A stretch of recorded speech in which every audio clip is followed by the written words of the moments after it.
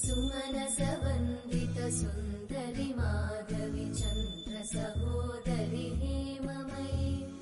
मुनिगणवन्दित मोक्षप्रदायिनि मञ्जुळभाषिणि वेदनुते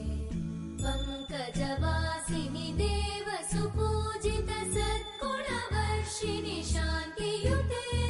जय जय हे मधुसूदन कामिनि आदिलक्ष्मि जय पालय माम्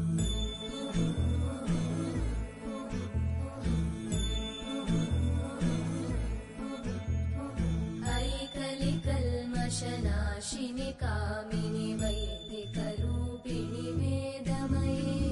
क्षीरसमुद्र